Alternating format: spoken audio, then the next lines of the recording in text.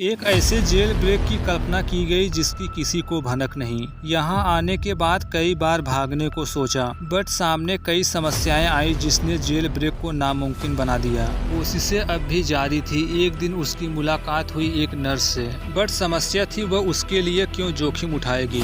सच जानने के बाद भी एक ऐसा कदम बढ़ाया जिससे जेल एडमिनिस्ट्रेशन हैरान रह गया। ये वक्त था साल 2005।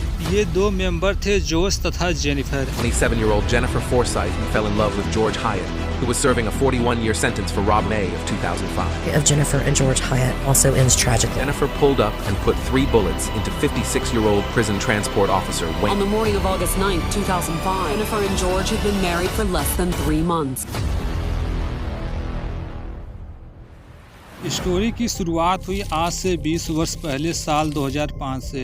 ये है यूएस के पूर्व में स्थित टेनेसी राज्य, जहाँ के सबसे नोटेरियस जेल में बंद है जॉर्ज हयात नाम का कैदी। यह वह समय है जब उसके मन में पनप रही थी एक ऐसी साजिश जिससे थे हर कोई अनजान। जॉर्ज हयात का जन्म टेनेसी में ही हुआ था। उसकी परवरिश एक मिडिल क्लास फैमिली में हुई, जहाँ पिता एक कंस्ट्रक्शन में वर्कर थे और माँ एक लोकल स्टोर में काम करती थी। घर में फाइनेंशियल तंगी थी, लेकिन परिस्थितियां इतनी भी खराब नहीं थी कि जॉर्ज को अपराध की तरफ जाना पड़े। मगर कहा जाता है कभी कभी अपराध ब्लड में नहीं होता, वह एनवायरनमेंट में जन्म लेता है। जॉर्ज स्कूल में एक एवरेज स्टूडेंट था, लेकिन उसका बिहेवियर अनयूजुअल अग्रेसिव था। टीन एज में ही वह छोटी मोटी चोरी तथा स्कूल से भागने जैसे मामलों में इन्वॉल्व पाया गया। 16 की उम्र तक उसने कई बार माइनर क्राइम के चलते करेक्शनल फैसिलिटी का चक्कर लगाया। उसका झुकाव गैंग कल्चर की ओर जल्दी हुआ।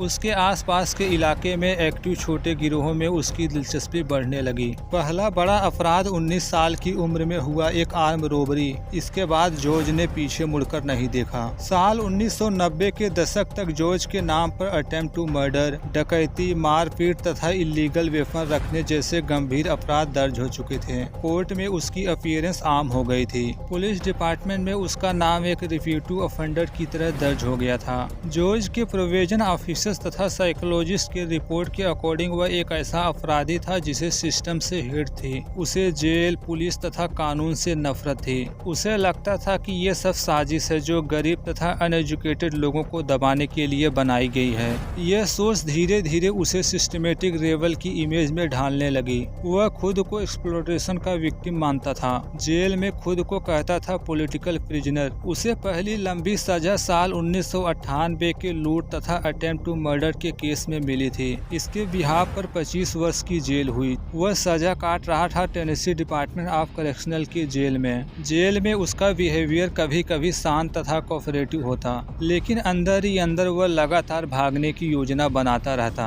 वह खुद को मानने लगा था एक फ्रीडम फाइटर। यही सोच उसे आम क्रिमिनल से अलग करती थी। उसकी फाइल में कम से कम 2 अटेम्प्ट रिकॉर्ड हैं। जब उसने जेल से भागने की कोशिश की थी साल 2002 में, एक अदर कैदी के साथ बाथरूम में ताले तोड़कर भागने की फिराक में पकड़ा गया था। 2004 में उसने जेल स्टाफ की यूनिफॉर्म चुराने की कोशिश की थी, लेकिन प्लान फेल रहा। इन सब प्रयासों में एक बात क्लियर थी, जॉर्ज को जेल पसंद नहीं आया। किसी कीमत पर चाहता था आज़ादी। यहीं मुलाकात हुई जेनिफर फोर्साइथ से। उसका जन्म टेनेसी में ही हुआ था, एक एवरेज मिडिल क्लास फैमिली में। उसकी परवरिश स्ट्रिक्ट, मोरल तथा डिसिप्लिन में हुई। स्कूल और कॉलेज में पढ़ाई में अच्छी थी। दूसरों की मदद करने के नेचर के लिए जानी जाती। उसने मेडिकल नर्सरी की पढ़ाई की और फिर एक लोकल क्लिनिक में नौकरी शुरू की। जैसे जैसे उसका करियर आगे बढ़ा, वह लाउंड काउंटी जेल में एक कॉन्ट्रैक्ट के तहत जेल नर्स के रूप में अपॉइंट हुई। यह एक ऐसा पोजीशन था जिसमें उसे कैदियों की फिजिकल एग्जामिनेशन, मेडिसिन का डिस्ट्रीब्यूशन तथा मेडिकल एडवाइस का काम करना होता था। उसकी प्राइवेट लाइफ बहुत नॉर्मल थी। शादी नहीं हुई थी और न ही कोई बड़ा सोशल लाइफ। काम से घर और घर से काम। उसका जीवन एक रूटीन में बंधा था। जेल स्टाफ तथा कलीग्स कहते थे वह शांत, जिम्मेदार तथा बेहद सीरियस थे। मगर यही सीरियसनेस धीरे धीरे एक भीतर के खालीपन में तब्दील होने लगी। एक नर्स के रूप में वह कैदियों से रोज मिलती थी। दर्द, गुस्सा, निराशा और डर जैसे जज्बातों को रोज देखती थी। इसी माहौल में एक चेहरा था जॉर्ज हयात, जिसने उसकी लाइफ की एक्सिस बदल दी। जेनिफर और जॉर्ज की पहली मुलाकात जेल के मेडिकल यूनिट में हुई, जब जॉर्ज को पीठ दर्द की शिकायत पर मेडिकल रिकॉर्ड के तहत दिखाया गया। जॉर्ज का तरीका हमेशा इम्प्रेसिव तथा चालाकी भरा होता था। उसने जेनिफर से नॉर्मल कन्वर्सेशन में सिंपैथी जगाई। उसने खुद को एक गलत समझे गए इंसान के रूप में पेश किया जिसे सिस्टम ने बेवजह कैद कर रखा है। जेनिफर को जॉर्ज की बातें दिल को छूने लगी।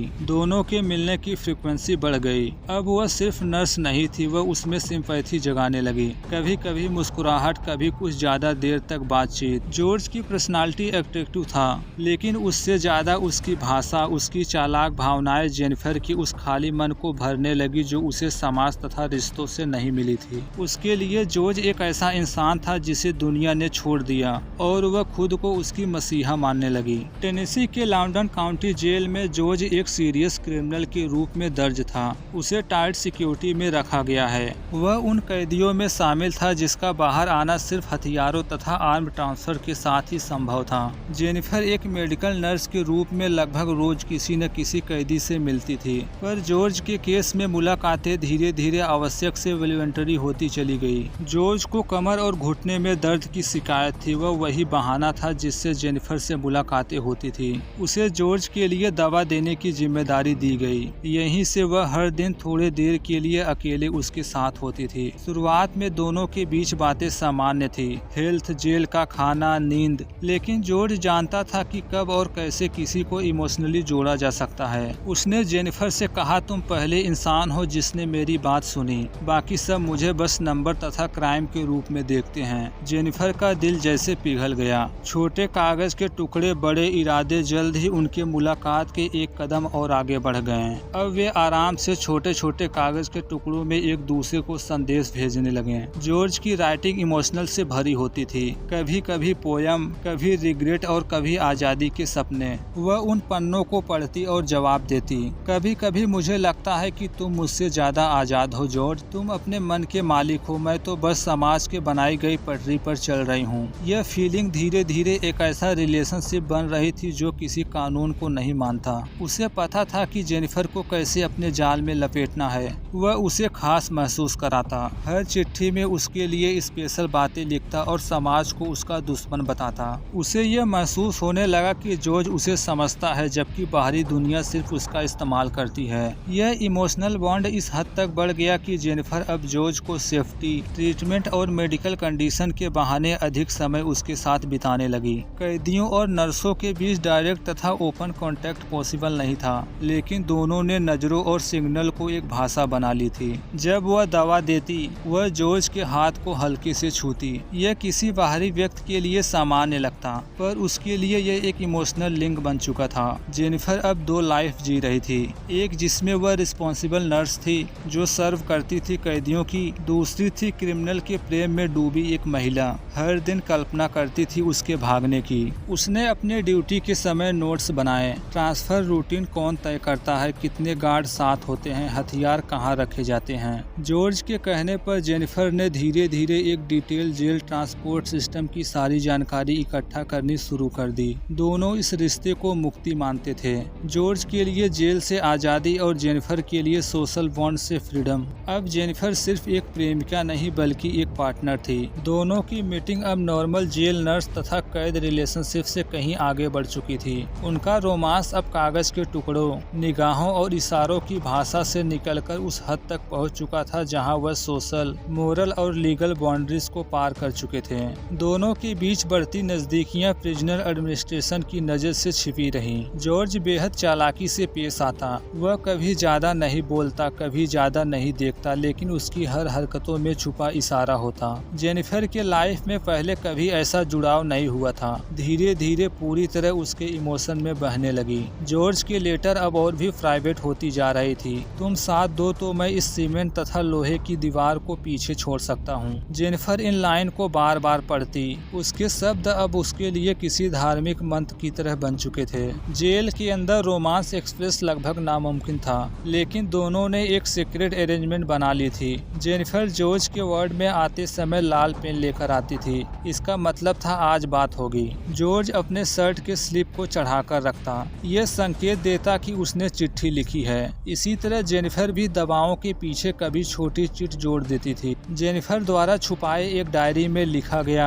हर कोई जॉर्ज को क्रिमिनल समझता है, लेकिन मुझे उसके भीतर वह इंसान दिखता है जो कभी बचपन में दर्द से गुजरा था। यह क्लियर था कि जेनिफर अब किसी नियम, किसी रिस्पॉन्सिबिलिटी को नहीं मान रही थी। उसका जीवन बस जॉर्ज के नाम पर फोकस हो गया था। वह धीरे धीरे अपने पर्सनल लाइफ को जॉर्ज के लिए बदलना शुरू कर दी। फोन पर फेक नामों से कॉल करती, कुछ कॉल्स को जेल से बाहर ट्रेस करने के लिए प्रीपेड मोबाइल सिम का इस्तेमाल करने लगी थी। उन्होंने एक दूसरे को कोड वर्ड देना शुरू कर दिया था। जॉर्ज, जो एक से अधिक बार शादीशुदा रह चुका था, जेनिफर के सामने लेकर आया एक नया प्रपोजल। अगर हम इस बंधन को लीगल बना लें, तुम्हारा मुझसे रिलेशनशिप सिर्फ इमोशनल नहीं बल्कि ऑफिशियल हो जाएगा। वह बिना एक पल गंवाए हाँ कह दी। कुछ हफ्तों बाद जेल एडमिनिस्ट्रेशन के परमिशन से दोनों ने जेल के भीतर ही विवाह कर लिया। यह विवाह लीगली वैलिड था, लेकिन उसकी फीलिंग एक प्रेम या कमिटमेंट से अधिक साजिश के कॉन्ट्रैक्ट जैसी थी। शादी के बाद उसमें बदलाव साफ दिखने लगा। अब अपने कलीग से कटने लगी, जॉर्ज के बारे में अधिक सीरियस हो गई। उसके रहने, सोचने, पहनने और बोलने के तरीके में चेंजेज आने लगा। दोनों का प्रेम अब उस पॉइंट पर पहुंच चुका था जहां शब्दों से नहीं, केवल एक्शन से रिलेशनशिप डिफाइन होने वाला था। जॉर्ज की सलाखों के पीछे रूटीन, फ्रीडम, जेनिफर की लॉयल्टी, इमोशनल प्लान ने उन्हें एक खतरनाक योजना की ओर पुश किया। यह थी जेल से भाग जाने की योजना। जॉर्ज के लिए सलाखों के पीछे बिताया गया हर दिन टॉर्चर था। जेल में रहकर उसने लॉ एंड ऑर्डर तथा खुद की किस्मत से नफरत करना सीख लिया था, लेकिन जेनिफर के आने के बाद उसमें उम्मीद जगी। यह उम्मीद बदल रही थी अब प्लान में। वह एक दिन जॉर्ज से पूछती है, अगर मैं तुम्हें बाहर निकालूं क्या तुम कभी मुझे छोड़ोगे? जॉर्ज ने बिना पलक झपकाए कहा, मैंने जिंदगी में बहुत कुछ खोया है, लेकिन अब मैं सिर्फ तुम्हारे साथ जिंदा रहना चाहता हूँ। जेनिफर ने उसके कहने पर ट्रांसपोर्ट शेड्यूल पर ध्यान देना शुरू किया। हर दिन की ट्रांसफर शेड्यूल, गार्ड की संख्या, वेपन की कंडीशंस, रूट और कोर्ट तक पहुँचने का समय, गाड़ियों के मॉडल, सब कुछ चुपचाप नोट करती रही। ये सारी जानकारी वह जॉर्ज को जेल के भीतर अपने सीक्रेट सिग्नल तथा लेटर के थ्रू पहुंचाती थी। अब वह एक नर्स नहीं थी, वह अंदर की जासूस बन चुकी थी। अपने नाम पर एक एसयूवी कार खरीदी जो थी काले रंग की, बिना किसी नंबर प्लेट के। इसके अलावा उसने बाजार से एक सेमी ऑटोमेटिक पिस्तौल तथा रिवॉल्वर खरीदे कैश में, ताकि पहचान न हो सके। अब उसे जॉर्ज के केस से जुड़े कोर्ट ट्रांसफर की डेट का इंतजार था। फाइनली 9 अगस्त साल 2005 को डेट फिक्स हो गई, जब जॉर्ज को जेल से कोर्ट में हेयरिंग के लिए ले जाया जाएगा। ट्रांसपोर्ट की गाड़ी कोर्ट में लगभग सुबह के 10 बजे पहुंचती थी। जेल प्रेमिसर के बाहर वही पॉइंट चुना गया जहां गार्ड कुछ सेकंड के लिए कैदियों के लिए दरवाजे खोलते थे। यहीं पर जेनिफर को फायर करना था। अफरा दफरी में जॉर्ज भागेगा और पीछे की सीट पर बैठेगा। जेनिफर ने खुद से प्रॉमिस किया, अगर इस बार चूक हुई तो जॉर्ज फिर कभी बाहर नहीं निकल पाएगा। अब वह समाज के बनाए किसी कानून को नहीं मानती थी। वह खुद को मेंटली प्रिपेयर कर चुकी थी, या तो मैं आज उसे छुड़ा लूंगी या मारी जाऊंगी। सुबह के 9:55 पर लाउंड काउंटी कोर्ट हाउस के पीछे की पार्किंग में गाड़ी लगा दी। 9 अगस्त साल 2005 की सुबह टेनेसी की प्रिजन में सब कुछ नॉर्मल लग रही थी। यह दिन जॉर्ज के जिंदगी का टर्निंग था। सुबह 10 बजे ट्रांसपोर्ट वैन कोर्ट में पहुंचती है। जॉर्ज को अदर प्रिजनर के साथ जेल के कोर्ट में पेश करने के लिए लाया गया। उस समय उसकी हथकड़ी लगी हुई थी और 3 करेक्शनल ऑफिसर्स उसकी निगरानी पर थे। इनमें एक मेन ऑफिसर्स थे वेन कॉटन मॉर्गन, जिनकी उम्र लगभग 56 वर्ष थी। उन्हें डिपार्टमेंट में बेहद डिसिप्लिन तथा ऑनेस्ट माना जाता था। जैसे ही वैन कोर्ट के रैंप के पास रुकी, ऑफिसर्स ने दरवाजा खोला, कैदियों को बाहर निकलने का ऑर्डर दिया। जॉर्ज सबसे पीछे था। उसकी चाल धीमी थी लेकिन निगाहें तेज। जैसे ही जॉर्ज को वैन से बाहर निकाला गया, जेनिफर गाड़ी से बाहर आकर पिस्तौल निकाली। ऑफिसर मॉर्गन पर सीधे गोली चला दी। कुछ ही सेकेंडों में अफरा दफरी मच गई। अचानक सब कुछ थमसा गया। बाकी ऑफिसर्स ने जॉर्ज की हथकड़ी खुली छोड़ दी। जेनिफर चिल्लाई, भागो जॉर्ज भागो जल्दी, अब नहीं तो कभी नहीं। वह तुरंत दौड़कर एसयूवी की पिछली सीट में कूद गया। जेनिफर ने गाड़ी स्टार्ट की और पूरी गति से लाउंड काउंटी कोर्ट हाउस की पार्किंग से बाहर निकल गई। गोलियों की आवाज सुनकर कोर्ट के भीतर और बाहर ऑफिसर्स दौड़ पड़े। मॉर्गन खून में लथपथ जमीन पर गिरे थे। उन्हें तुरंत हॉस्पिटल ले जाया गया, लेकिन कुछ ही घंटों में डॉक्टर ने उन्हें डेड डिक्लेयर कर दिया। यह घटना अब सिर्फ जेल ब्रेक नहीं रही थी, यह मर्डर क्राइम बन चुका था। जेनिफर की एसयूवी को एक विटनेस ने तेज गति से भागते हुए देखा। तुरंत पुलिस को इन्फॉर्म इन्फॉर्म किया। इंसिडेंट की गंभीरता को देखते हुए FBI तथा US मार्शल को तुरंत केस में शामिल किया गया। जॉर्ज को पहले से ही एक हाई रिस्क क्रिमिनल माना जाता था। अब उसके साथ एक जेल नर्स उसकी पत्नी हत्या करके भाग चुकी थी। सभी बॉर्डर्स को ब्लॉक कर दिया गया। CCTV फुटेज खंगाली जाने लगी। जेनिफर और जॉर्ज को अमेरिका के मोस्ट वांटेड लिस्ट में शामिल किया गया। दोनों भागती गाड़ी में एक दूसरे का हाथ थामा। एक ही शब्द कहा गया, तुमने कर दिखाया, अब हम आजाद हैं। दोनों ने पहले से तय कर लिया था वे नॉर्थविल की तरफ नहीं जाएंगे। इसके बजाय उन्होंने रास्ता मोड़ा जॉर्जिया की तरफ, छोटे शहरों तथा कम आबादी वाले इलाके से होकर। उन्होंने रास्ते में गैस स्टेशन बदले, गाड़ी के विंडो पर न्यूज़पेपर चिपकाया, फेक ID का इस्तेमाल करके एक मोटल में कमरा बुक किया। बट इन्हें ये नहीं पता था इनके पीछे अब सिर्फ लोकल पुलिस नहीं, पूरी फेडरल मशीनरी लग चुकी थी।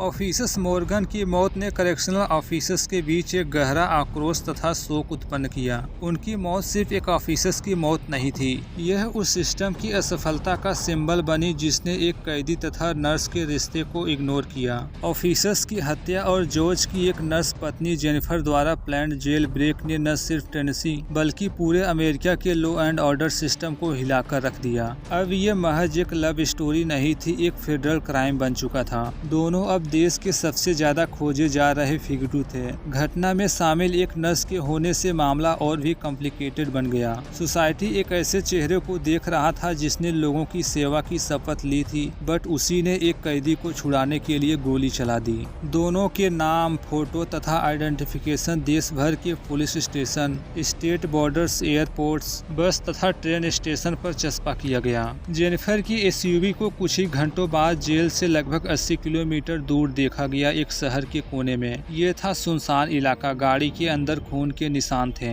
ब्लड स्पॉट से इतना तो क्लियर हो चुका था फायरिंग में जेनिफर को भी चोटें आई होंगी। हथियार गायब थे, लेकिन गाड़ी में मिले कुछ बालों, चश्मे और कपड़े से ये क्लियर हो गया दोनों ने अपनी पहचान छुपाने के लिए रूप बदला है। SUV के पीछे फिंगरप्रिंट मिला, ये थे उन्हीं दोनों के। FBI ने तुरंत एक पब्लिक वार्निंग इशू की। दोनों आर्म तथा अत्यंत खतरनाक हैं। कोई भी सिटीजन उन्हें देखकर नजदीक न जाए, बल्कि तुरंत 911 पर कॉल करे। इनाम घोषित किया गया $25,000 जॉर्ज की गिरफ्तारी पर, $10,000 जेनिफर की जानकारी देने वाले को। इस अनाउंसमेंट के बाद अमेरिका के हर राज्य की पुलिस इस कपल की तलाश में जुट गई। जॉर्ज ने एक पुरानी चोरी की गई कार का इंतजाम किया। जेनिफर को कहा, हम ज्यादा दिन तक छुप नहीं सकते हैं, हमें देश से बाहर निकलने का रास्ता खोजना होगा। दोनों ने लगातार जगह बदलने के बाद ओहायो की राजधानी कोलंबस में एक मोटल बुक किया। उन्होंने फेक आइडेंटिटी का इस्तेमाल किया।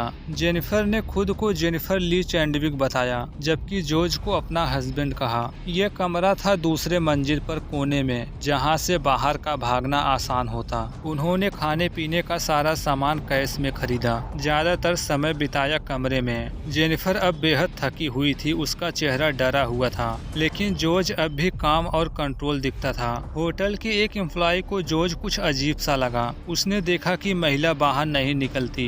बंदा रात में बालकनी पर खड़ा रहता है और दोनों बार बार होटल की रजिस्ट्री देखने आते हैं। उसने होटल के CCTV कैमरे के फुटेज को ध्यान से देखा।